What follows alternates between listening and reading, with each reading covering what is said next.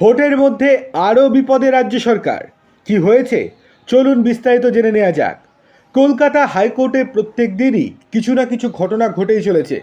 ভোটের আবহে সেই ঘটনাগুলো অনেক সময় আমাদের চোখ এড়িয়ে যাচ্ছে, কিন্তু ওই ঘটনাগুলো ভীষণ তাৎপর্যপূর্ণ।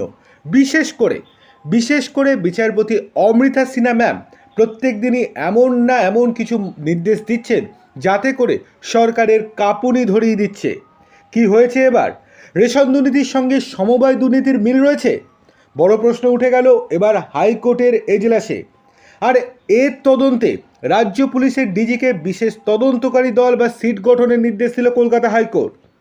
কিন্তু ব্যাপার হচ্ছে, রাজ্য পুলিশের ডিজিকে তদন্তকারী দল বা সিট গঠনের নির্দেশ দিলেও বিচারপতি পরিষ্কারভাবে জানিয়ে দিয়েছেন, অর্থাৎ অমৃতা সিনহা ম্যাম পরিষ্কারভাবে জানিয়ে দিয়েছেন, যদি এই সিট ঠিকঠাকভাবে তদন্ত না করে তাহলে সেক্ষেত্রে সিবিআই তদন্তের নির্দেশ দেবেন তিনি।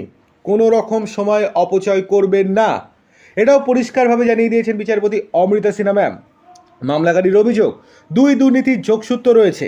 এই মামলার শুনানিতে রাজ্য পুলিশের ডিজিকে সিট গঠন করে তার সদস্যদের নাম আদালতকে জানাতে করার নির্দেশ দিয়েছেন বিচারপতি অমৃতা সিনহা ম্যাম। সেই সঙ্গে এই ঘটনায় পরবর্তীতে প্রয়োজনে সিবিআই তদন্তের ব্যাপারে আদালত ভাববে বলেও জানিয়েছেন বিচারপতি সিনহা ম্যাম। খাদ্যপণ্য সরবরাহের কাজে যুক্ত গাইঘাটা থানা কোঅপারেটিভ সোসাইটি নামে একটি সমবায় সমিতি সাধারণত ফুড কর্পোরেশন অফ ইন্ডিয়া ও রাজ্য খাদ্য দপ্তরের থেকে পণ্য নিয়ে তারা তার রেজিস্টার্ড ক্রেতাদের সরবরাহ করে। মামলাকারীর অভিযোগ, 2016 সাল থেকেই ওই সমিতিতে কোনো অডিট হয় না। যিনি অভিযোগ করেছেন সেই সুখেন্দু দাস ওই কোঅপারেটিভ সোসাইটিতে কম্পিউটার অপারেটরের কাজ করতেন। সুখেন্দু দাস জানিয়েছেন, আয়কর রিটার্ন দেওয়ার সময় তিনি হঠাৎ জানতে পারেন তার প্যান কার্ড ব্যবহার করে ব্যাংকে 94 লক্ষ টাকার একটি ফিক্সড ডিপোজিট খোলা হয়েছে। এরপর বিষয়টি কোঅপারেটিভ সোসাইটির কর্তাদের জানানোর পর ব্যাংকে থাকা ফিক্সড ডিপোজিটের প্যান নম্বর বদলের আবেদন জানায় সোসাইটি। অবাক করার বিষয় কি জানেন? এরপরই গত বছরের অক্টোবর মাস থেকে তার বেতন বন্ধ করে দেওয়া হয় বলে অভিযোগ। শুধু তাই নয়, সুখেনের বিরুদ্ধে বিভাগীয় তদন্তও শুরু হয়। বিচারপতি অমৃতা সিনহার এজলাসে মামলাকারীর আইনজীবী সন্দীপন দাস দাবি করেন, রেশন দুর্নীতির সঙ্গে এই সমবায় দুর্নীতির প্রত্যক্ষভাবে যোগ রয়েছে, তাই মামলাকারী সিবিআই তদন্তের সম্মুখীন হতে প্রস্তুত।